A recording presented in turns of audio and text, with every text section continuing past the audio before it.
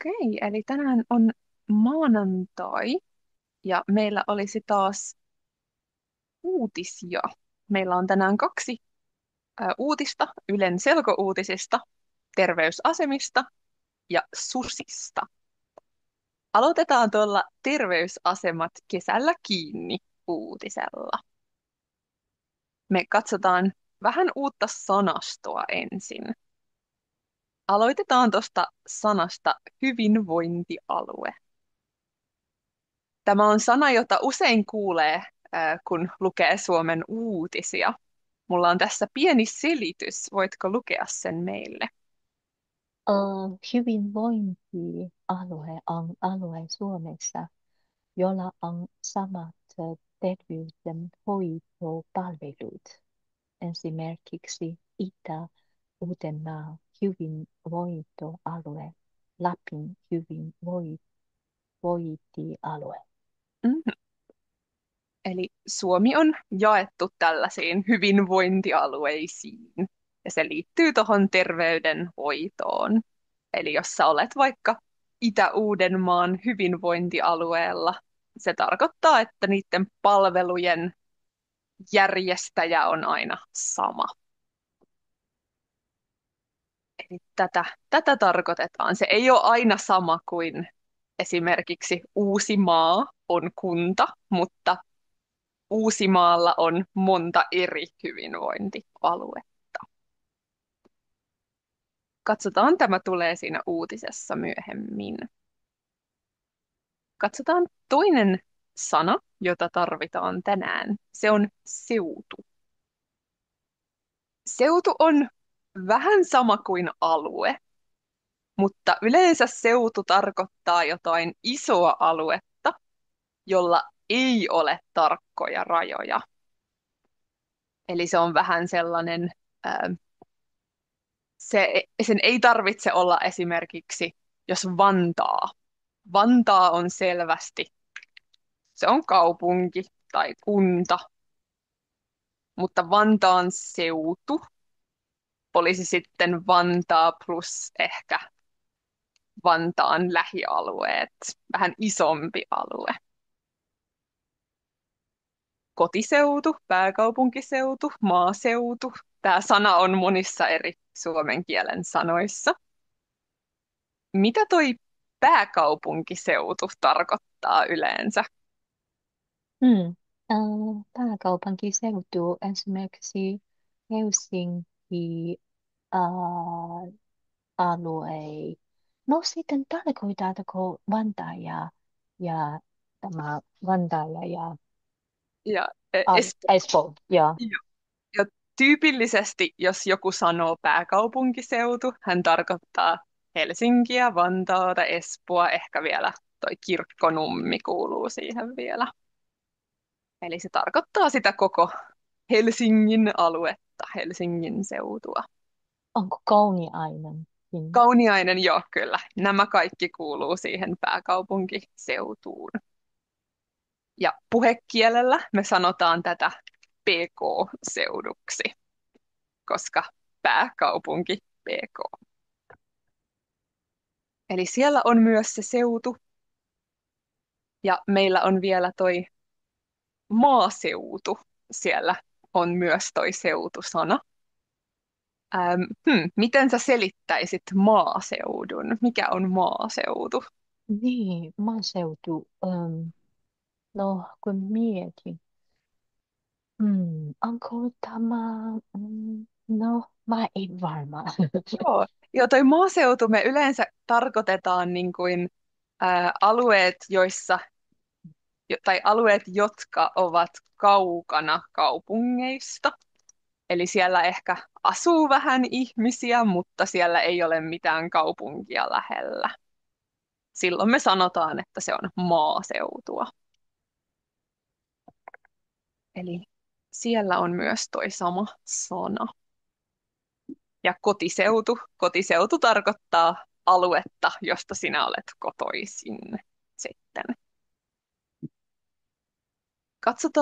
Katsotaan, miten tämä tulee siinä uutisessa myöhemmin. Meillä on vielä pari sanaa, jotka on hyvä tarkistaa. Katsotaan seuraavaksi sana pidetä. Tämä on verbi, joka tarkoittaa tulla pidemmäksi. Ja se on verbityyppi kuusi, eli huomaat, että sinne tulee toi ne. Jokin pitenee tai ei pitene. Perusmuoto on pidetä. Täällä on yksi esimerkki, voitko lukea sen meille? Työmatkani piteni, kun muutin uuden asuntoon. Mhm. Eli yksi kysymys tästä, eli äm, onko työmatka nyt pidempi vai lyhyempi kuin ennen Mm, tässä? Työmatka on nyt pidempi kuin ennen. Kyllä. Eli työmatka piteni. Otetaan tästä vielä pari esimerkkiä. Mulla on täällä englanniksi lause, käännetään se suomeksi. The days become longer until juhannus. Juhannus eli midsummer. Hmm. Eli miten? Päivät, Mhm, niin, päivät pitenee, pitenevät mhm, juhannus asti. kyllä. Ja me laitetaan mihin asti, eli juhannukseen asti. Juhannukseen asti. Mhm. Se on oikein. Päivät pitenevät juhannukseen asti. Se on sitten kesän pisin päivä. Katsotaan toinen lause. Her commute became longer after she started a new job. Commute voi sanoa työmatka suomeksi. Mm. Työmatkansa pitenee, Mhm. äh, mm, kun hän alkaa, Aloittaa. aloittaa, kun hän aloittaa uusi töitä, Mhm. uuden Jos yksi työ, uuden, työn. kyllä. Ja laitetaan toi vielä sitten imperfektiin, koska tämä oli jo tapahtunut. Eli hänen työmatkansa piten, piteni. Niin, mm, Ja aloittaa, mm, kun hän, aloitti. ja, eli hänen työmatkansa piteni, kun hän aloitti uuden työn. Eli tässä sopii toi pidetä-sana myös. Hyvä. Katsotaan vielä yksi sana ennen tota uutista. Meillä on sana vaiva. Vaiva tarkoittaa jotakin pientä, ikävää asiaa.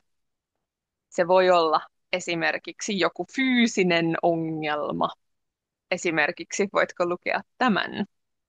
Minulla on ollut vähän vatsavaivoja, mitä kun olen syönyt. Mhm. Vatsavaiva voi olla vaikka kipeä vatsa esimerkiksi. Ei ole tosi iso ongelma, mutta semmoinen pieni, pieni kipu tai särky, vatsavaiva. Vaiva voi myös tarkoittaa vähän samaa kuin englanniksi on toi inconvenience, niin kuin tässä esimerkissä. Voitko lukea tämän? Voisitko auttaa minua? Anteeksi. Toivottavasti minusta ei ole vaivaa. Mhm. Tämä toivottavasti ei ole vaivaa tai toivottavasti tästä ei ole vaivaa. Se on vähän sama idea kuin englanniksi sanotaan, että sorry for the inconvenience. Eli vaiva, sillä on vähän erilaisia käyttötapoja. Katsotaan, miten tämä vaiva-sana liittyy meidän tämän päivän uutiseen. Eli me katsotaan kohta video terveysasemista kesällä. Meillä on 3 kysymystä. Voitko lukea ne meille? Miksi hyvinvointialueet sulkevat palveluja? Missä matka terveyskeskukseen on erityisen pitkää? Mitä sairaanhoitaja sanoo, että terveysasemin sulku aiheuttaa? Mm. Onko kysymykset ihan selvät? Kyllä. Ja. Eli katsotaan sitten tämä video. Eli mä jaan meille tuolta uutisten sivun ja katsotaan yhdessä. Eli se alkaa nyt. Nyt uutisia helpolla suomen kielellä. Hyvää päivää. Aluksi terveyskeskusten kesästä. Monet terveyskeskukset ovat kesällä kiinni pidempään kuin ennen. Hyvinvointialueet sulkevat palveluja, koska rahaa on vähemmän. Esimerkiksi Keski-Suomessa lähes 20 terveysasemaa on kesän kiinni. Maaseudulla on usein pitkä matka terveyskeskukseen ja kesällä se vielä pitenee. Liisa Niemelän matka on 70 kilometriä. Hänellä ei ole autoa eikä seudulla ole joukkoliikennettä. No pikkuvaivan takia ei kannata lähteä. Monet terveysasemat ovat kesällä kiinni. Sairaanhoitaja Julia Tahvanainen sanoo, että sulku aiheuttaa paljon huolta ja ylimääräistä stressiä. Okei. Katsotaan, löydettiinkö me vastaukset. Me voidaan palata tähän vielä takaisin, mutta kokeillaan ensin. Eli miksi hyvinvointialueet sulkevat palveluja, kuulitko?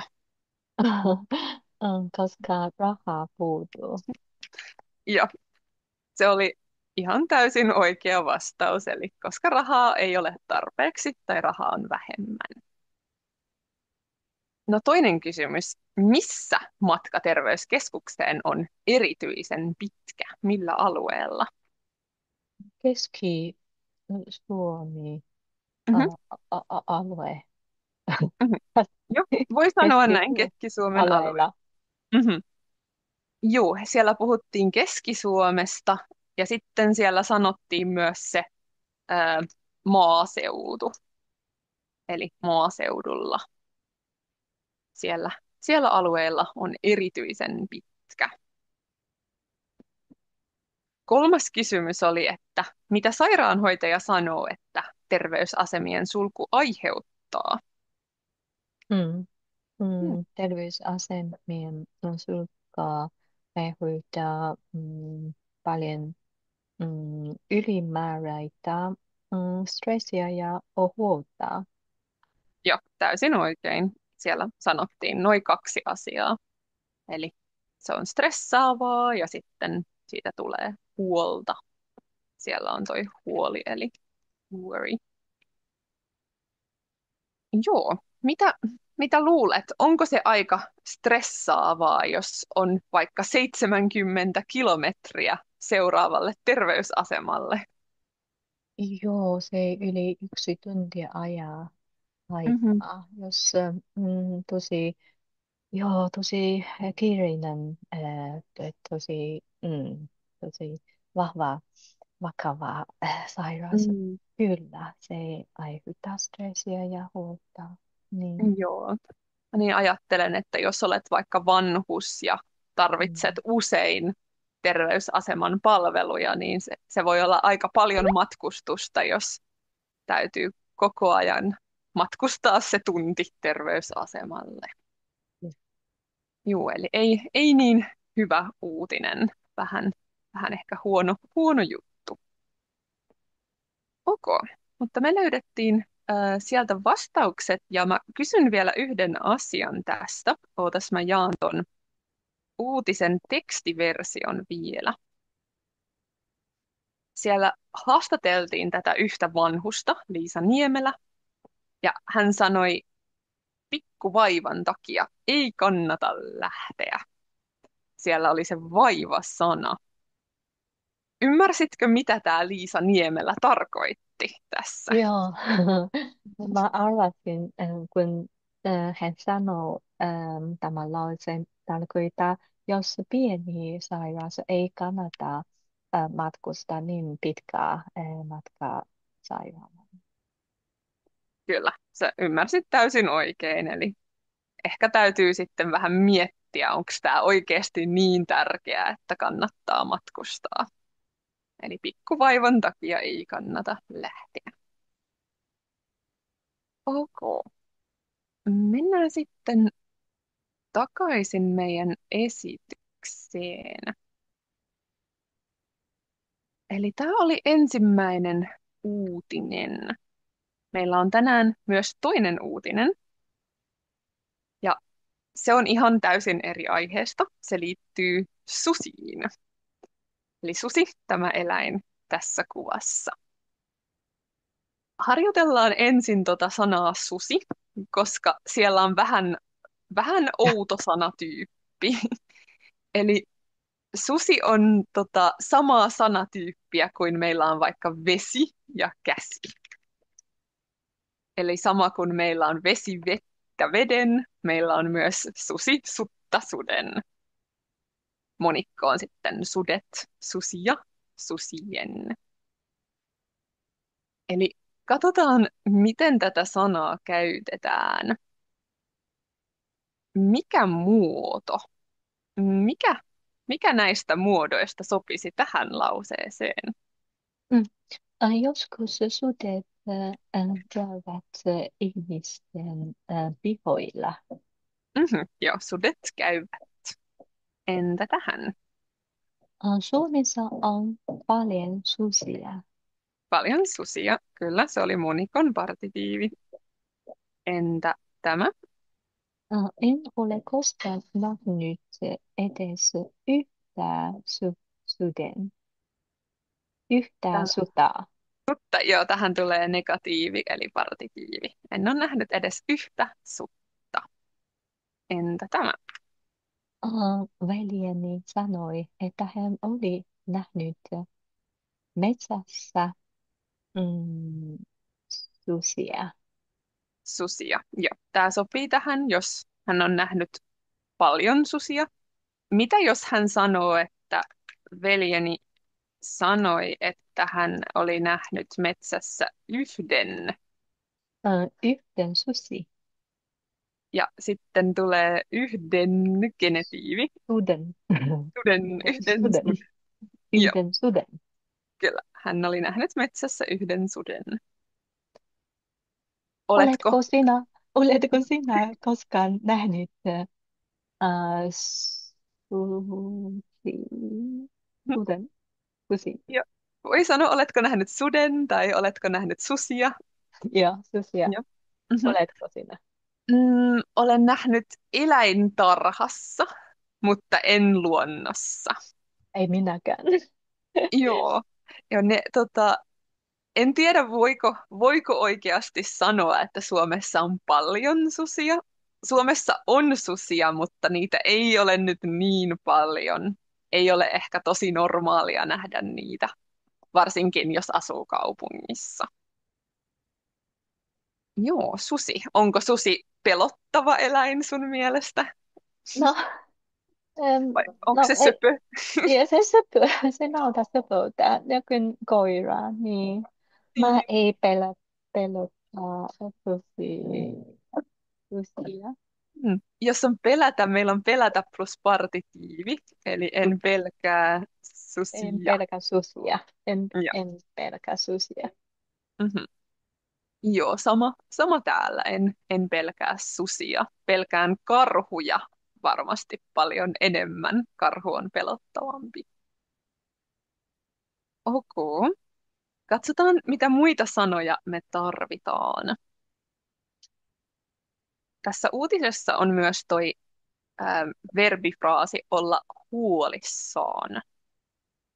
Ja tuolla on tämmöinen merkki, koska se riippuu siitä, kuka on huolissaan. Meille tulee sinne eri suffiksi silloin. Esimerkiksi minä olen huolissani. Ja jos sinä, miten sanot? Sinä olet huolissasi. Joo, jos hän. Hän on huolissansa. Joo, meillä on kaksi vaihtoehtoa. Hyvä, sä sanoit just sen toisen, mitä mulla ei lukenut tässä. Eli me voidaan sanoa huolissaan tai huolissansa. Molemmat on oikein. Ok. Entä me? Me olemme huolissamme. Mhm. Ja te? Te olette huolissanne. Joo, Ne. tää on aina, täytyy Ai, muistaa jo, toi te on, ei siihen ei tule se te, vaikka se olisi loogisempi kyllä. Mhm. joo, Huolissanne. ne. Ja sitten vielä he. He ovat huolissaan. Joo, kyllä. Ja täällä on taas kaksi mahdollisuutta. Eli olla huolissaan, eli olla vähän, ehkä hänellä on huolta jostakin asiasta. Ok, tämä tulee meidän artikkelissa. Katsotaan vielä pari sanaa. Meillä on verbi karkottaa. Karkottaa tarkoittaa samaa kuin ajaa pois tai pakottaa lähtemään pois. Eli kun haluat, että joku tai jokin menee pois vaikka sinun kotoa tai jostain paikasta. Esimerkiksi tässä kuvassa siellä on nainen, siellä on hämähäkkejä ja en tiedä mitä hän sieltä suihkuttaa, mutta hän yrittää karkottaa hämähäkkejä. Hän haluaa, että hämähäkit menevät pois. Tässä kuvassa, mitä tämä mies ehkä yrittää karkottaa pihalta? Mies yrittää tarkoittaa Mhm. suden, Suden, joo. su, Mhm. suden pihaltansa. Mhm. Eli susi on tullut hänen pihalle. Hän yrittää karkottaa suden pihaltansa. Eli tämä karkottaa tulee myös meidän uutisessa.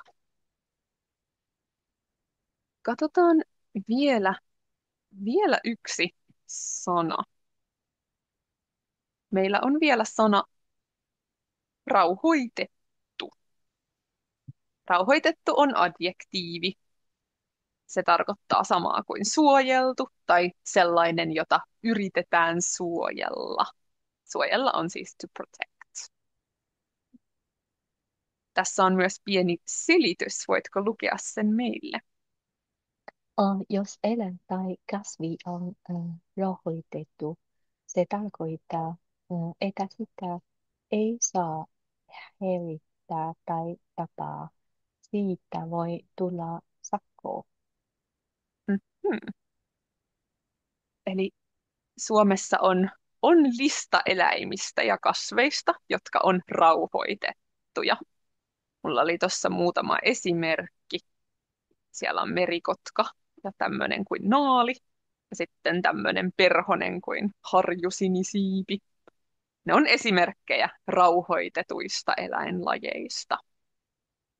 Eli esimerkiksi jos mä näen luonnossa naalin ja mä häiritsen naalia, mitä, mitä voi tapahtua minulle? Sinulle tulee sakko. Joo, kyllä. Eli jos vaikka poliisi tai joku auktoriteetti saa tietää, että häiritsin naalia, niin siitä voi tulla minulle sakko. Ok. Eli muistetaan tämä rauhoitettu sana. se tulee myös meidän susiuutisessa. Eli me katsotaan kohta video susista. Meillä on vain 2 kysymystä. Voitko lukea ne meille? Miksi Julia Pippu on huolissaan? Mitä hän haluaisi, että asialle tehdään? Mm. Eli siellä tulee tämmöinen ihminen kuin Julia Piippo. Eli katsotaan yhdessä, miksi hän on huolissaan. Eli mä jaan taas meille tuolta ton selkouutisen ja katsotaan yhdessä tämä. Seuraavaksi kerromme susista. Sudet käyvät usein joidenkin talojen pihoilla. Tänä vuonna susia on käynyt talojen pihoilla jo 4000 kertaa. Viime vuonna sudet kävivät pihoilla vähemmän.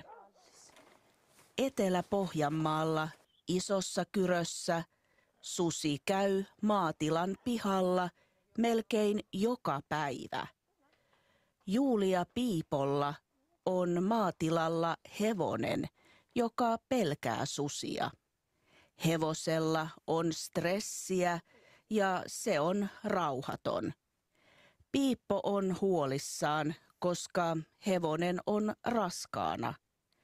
Piippo haluaisi, että susi tapetaan tai karkotetaan pois.